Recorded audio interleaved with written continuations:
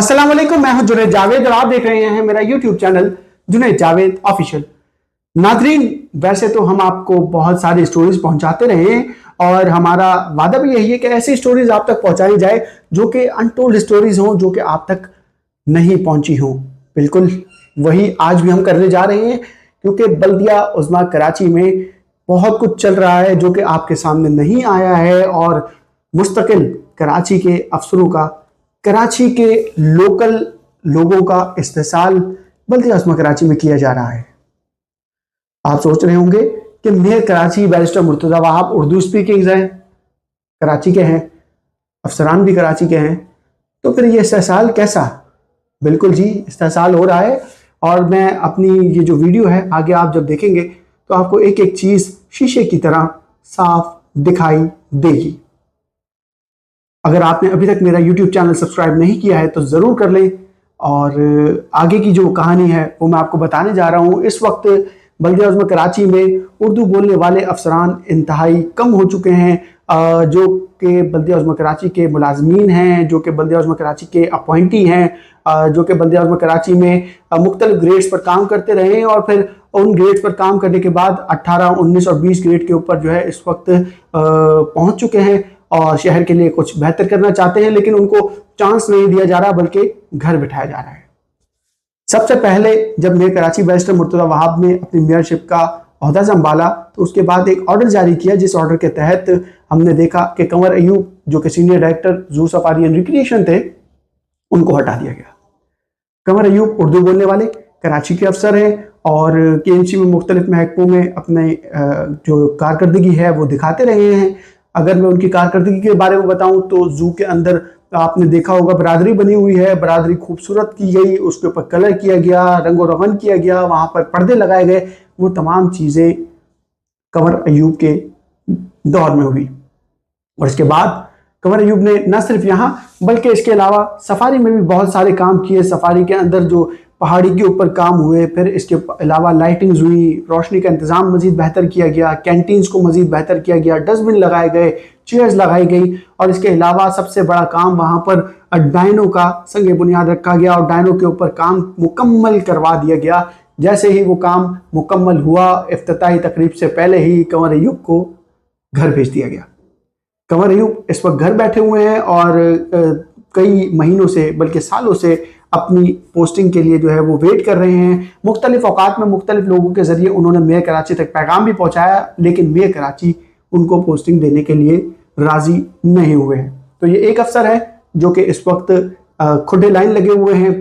दूसरे अफसर की अगर मैं आपको बात करूं तो वो भी जू सफारी एंड रिक्रिएशन से हैं, इकबाल नवाज उनका नाम है। बेहतरीन कारकर्दगी के हामिल अफसर रहे हैं। मेयर कराची खुद भी उनको पसंद करते हैं, लेकिन एक सिस्टम KMC में चल रहा है, उसकी वजह से वो उनको ज़्यादा प्रमोट नहीं कर पा रहे हैं, उनको जो है वो ओहदा नहीं दे पा रहे हैं, उनको महकमा नहीं दे पा रहे हैं। अलबत्ता उनकी अगर मैं आपको कारकर्दगी बताऊं तो आपने वहाँ पर जिप लाइन देखी है, वहाँ पर आपने जो डक्स देखी है जो कि डायनो के अंदर रखी हुई हैं, फिर इसके अलावा आपने जो कश्ती रानी देखी है, कश्ती की झील बनी हुई है, उसकी खूबसूरती उन्होंने की है। फिर इसके अलावा जो वहाँ पर जंबो जंपिंग है वो भी उन्होंने अपने दौर में मुकम्मल कराई, हॉर्स राइडिंग कराई, शूटिंग क्लब करवाया और इसके अलावा पहाड़ी के ऊपर कई बेहतरीन तरीके से काम करा। और उन्हीं के दौर में एक मशहूर ड्रामा जो कि इश्क मुर्शिद है, उसकी शूटिंग भी सफारी पार्क की मुख्तलिफ लोकेशंस पे हुई। जब एक सीनियर डायरेक्टर इतना वेल तरीके से अपना चार्ज संभाल रहा है, काम कर रहा है और अपना बेहतरीन परफॉर्म करके कराची को दे रहा है, तो उस अफसर को वैसे हटाना बनता नहीं था। लेकिन क्या वजूहात बनी ये तो मेयर कराची बेहतर जानते हैं, उनकी इंतजामिया बेहतर जानते हैं, या म्यूनसिपल कमिश्नर अफजल जैदी बेहतर जानते हैं कि उनको क्यों हटाया गया। अलबत्ता वो अफसर भी इस वक्त घर पर मौजूद हैं और अवेट फॉर पोस्टिंग है। अलबत्ता मेयर कराची से इन तमाम लोगों के राब्ते ज़रूर हैं, व्हाट्सएप के थ्रू, मैसेजेस के थ्रू बातें ज़रूर होती हैं, लेकिन इनको अभी तक पोस्टिंग नहीं मिली है। और ये दोनों अफसरान ही कराची से ताल्लुक़ रखते हैं और उर्दू बोलने वाले हैं और KMC की सर्विस के ही अफसरान है। तीसरी जानिब اگر میں آپ کو بتاؤں کہ ایک افسر ریٹائرڈ ہو گئے اور ریٹائرمنٹ سے پہلے ان کو ہٹا دیا گیا. بشیر صدیقی ان کا نام تھا, آئی ٹی ڈپارٹ کے اندر ان کو سینئر ڈائریکٹرشپ دی گئی تھی اور ریٹائرمنٹ سے پہلے ان کو ہٹا کے ان کے گھر بھیج دیا گیا تھا. تو بشیر صدیقی سے بھی جو ہے کچھ نہ کچھ میئر صاحب کے معاملات چل رہے تھے, تو اس وجہ سے بشیر صدیقی بھی استحصال کا شکار رہے ہیں. البتہ کیونکہ وہ ریٹائر ہو چکے ہیں تو وہ ابھی اپنے ریٹائرمنٹ کی زندگی گھر پر جو ہے وہ انجوائے کر رہے ہیں. چوتھا نام میں آپ کو بتاؤں, عمران راجپوت, وہ چھٹیاں لے کر ابھی جو ہے وہ اپنی فیملی کو ٹائم دے رہے ہیں. تھوڑا سٹریس میں تھے تو اس وجہ سے انہوں نے چھٹیاں لی ہیں, اور چھٹیاں لینے کے بعد وہ بھی گھر بیٹھے ہوئے ہیں. اردو بولنے والے تھے, کراچی کے تھے, گریڈ 19 کے افسر تھے, سینئر افسر تھے اور بہترین کارکردگی کے حامل افسر تھے. وہ بھی گھر بیٹھے ہوئے, کراچی سے اور کے ایم سی کی سروس سے ان کا تعلق تھا. 4 افسران یہ ہو گئے. 5واں افسر ارشاد ارائیں, جو کہ بہترین کارکردگی کا حامل افسر ہمیشہ سے رہا ہے, سینئر ڈائریکٹر کچی آبادی کے عہدے پر تعینات تھا, اور اس کو اچانک میئر کراچی نے پروانہ تھمایا اور کہا گھر جائیں, بیوی بچوں کے ساتھ انجوائے کریں, کھیلیں کودیں, موج مستی کریں, جو کرنا ہے کریں, کے ایم سی نہ آئیں, کیونکہ کے ایم سی میں ابھی آپ کی سروس کی ضرورت نہیں ہے. آپ سیلری انجوائے کریں, گھر پہ رہیں, بیوی بچوں کو ٹائم دے. تو ارشاد ارائیں سینئر ڈائریکٹر تھے, وہ بھی ابھی گھر پر بیٹھے ہوئے ہیں. مختلف پوسٹوں پر ارشاد ارائیں رہے ہیں, اور ارشاد ارائیں اگر میں آپ کو بتاؤں کہ مختلف ٹاؤنز میونسپل کارپوریشن میں ڈی ایم سی تھیں, تو جب بھی وہ اہم عہدوں پر تعینات رہے ہیں. آخری عہدہ جو ہے ان کا سینئر ڈائریکٹر کچی آبادی تھا, تاہم اب وہ سینئر ڈائریکٹر کچی آبادی نہیں ہیں. چھٹا افسر میں آپ کو بتاؤں قیوم, جن کا نام ہے, اور سینئر ڈائریکٹر تھے وہ چارج پارکنگ کے, ان کو بھی ہٹا دیا گیا. اردو بولنے والے تھے, کراچی کے افسر تھے, کراچی سے تعلق تھا, کے ایم سی کی سروس تھی, اور بائی برتھ کے ایم سی کے امپلائی تھے, بہترین افسر تھے, ان کو بھی ہٹا دیا گیا. 7واں افسر صبا الاسلام, جو کہ سینئر ڈائریکٹر لینڈ تھا, اس کے اوپر بہت سارے معاملات تھے, انکوائریز تھی, بہت ساری چیزوں کے اندر ان کے انوالوڈ ہونے کے الزامات لگتے رہے ہیں. میئر کراچی تک بھی شکایتیں پہنچتی رہی ہیں. اب ہٹایا کس لیے ہے جو میئر کراچی بہتر بتائیں گے, کیونکہ ماضی میں بھی ان کے حوالے سے بہت ساری شکایت موصول ہوتی رہی ہے کرپشن کی, اور نیب کے کئی ریفرنسز بھی ان کے اوپر جو ہے وہ بنے ہوئے ہم نے دیکھے ہیں. اور نیب نے ان کو جو ہے وہ میرا خیال ہے, ہو سکتا ہے کہ غلط ہو میری انفارمیشن, کہ ان کو سزا بھی دی تھی, تو نیب کے کیسز ابھی بھی وہ بھگت رہے ہیں. ان کو بھی آج ہٹا دیا گیا ہے اور ان کو بھی پروانہ تھمایا, ان کو کہا ہے گھر جائیں. کراچی کے اردو بولنے والے افسر تھے. صبا الاسلام بھی گھر گئے اور عید اپنے بچوں میں منائیں گے. اور اس کے علاوہ عذرا مقیم, جو کہ سینئر ڈائریکٹر لاء ڈپارٹمنٹ تھی, ان کو میئر کراچی نے آج پروانہ تھمایا اور کہا بس آپ بھی جائیں, گھر جائیں, سموسے بنائیں, پکوڑے بنائیں, جلیبی بنائیں, اپنے بچوں کو دیں, کھلائیں, کھائیں پیئیں, موج کریں, عیش کریں. ان کو بھی گھر بھیج دیا ہے. تو کراچی کے اندر جو افسران ہیں, سینئر افسران ہیں, اردو بولنے والے افسران ہیں, ان سب کو باری باری گھر بھیجنا شروع ہو چکا ہے. 9 کے قریب افسران ہیں جو کہ ابھی تک گھر جا چکے ہیں, 2-3 ایسے ہیں جو کہ ریٹائر ہو چکے ہیں. تو اس طریقے سے اردو بولنے والے افسران سے بلکہ عظمہ کراچی جو ہے وہ 2025 میں خالی ہو رہی ہے, اور ان افسران کی جگہ پر مختلف محکموں سے مختلف لوگوں کو لا کر سینئر ڈائریکٹر کی پوسٹ پر جو ہے وہ تعینات کیا جا رہا ہے, جن کی نہ تو سروس کے ایم سی کی ہے اور نہ ہی وہ کبھی کے ایم سی میں کام کرنے کا تجربہ رکھتے ہیں.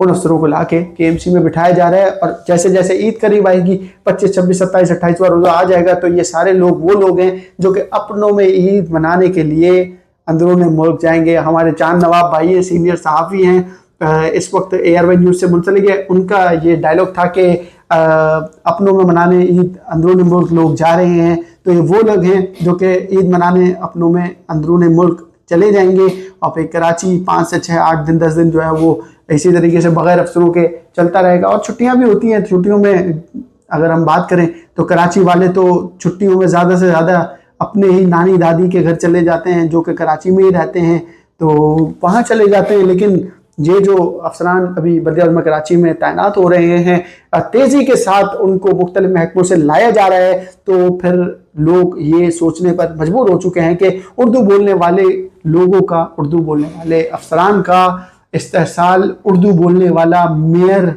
مرتضی وہاب خود کر رہا ہے. ویسے تو بلدیہ کراچی میں سسٹمز چل رہے ہیں, 3 سسٹم چل رہے ہیں, اور ان 3 سسٹم کے تحت ہی کام ہوتے ہیں, اور وہی سسٹم جو ہے وہ پوسٹنگز بھی کروا دیتا ہے، وہی سسٹم جو ہے وہ جان بھی چھڑوا دیتا ہے۔ تو یہ معاملات اس وقت میں نے آپ کو بتایا کہ بلدیہ عظمی کراچی میں چل رہے ہیں۔ ویسے کراچی کے جو 25 ٹاؤنز ہیں وہاں بھی صورتحال کچھ مختلف نہیں ہے۔ وزیر بلدیات ہیں سعید غنی، پاکستان پیپلز پارٹی سے ان کا تعلق ہے، اور ہم دیکھ رہے ہیں کہ سعید غنی نے بھی جو ہے ایسی پالیسیز لاگو کر دی ہیں کہ جو naan S you G service کے لوگ ہیں وہ میونسپل کمشنر نہیں لگ سکتے، اور صرف ایس یو جی سروسز کے جو لوگ ہیں ان کو میونسپل کمشنر اور ایڈمنسٹریٹر جو ہے وہ لگایا جائے گا۔ تو یہاں پر سوال پیدا ہوتا ہے کہ کیا وہ لوگ جنہوں نے کھایا پیا کفن دفن سب ان کا کراچی میں ہے، سروس ان کی کراچی میں ہے، naan S you G service کے لوگ ہیں، کیا وہ لوگ اس قابل نہیں ہیں کہ وہ میونسپل کمشنر بن سکیں؟ جب یہ قانون نہیں آیا تھا تو اس سے قبل ماضی میں یہی وہ لوگ تھے جو کہ کراچی کی کمان کو سنبھالے ہوئے تھے، اور یہی وہ لوگ تھے جو کہ میونسپل کمشنر اور ایڈمنسٹریٹرز بھی بنے ہوئے تھے، اور بہترین طریقے سے کام چل رہا تھا۔ اگر میری ویڈیو آپ کو پسند آئی تو ضرور لائک کیجیے گا، شیئر کیجیے گا، سبسکرائب کیجیے گا۔ کمنٹ سیکشن کھلا ہوا ہے آپ کے لیے، جو کمنٹ کرنا ہے کریں، جتنی بڑاس نکالنی ہے نکالیں۔ آپ کا بھائی کوئی کسی قسم کی ریسٹرکشن جو ہے وہ اپنے چینل پر نہیں لگاتا۔ اگر آپ کو میری یہ ویڈیو پسند آئی ہے تو ایک مرتبہ پھر آپ سے ریکویسٹ ہے کہ سبسکرائب میرے چینل کو ضرور کیجیے گا۔ اپنے بھائی جنید جاوید کو اجازت دیجیے، اللہ نگہبان۔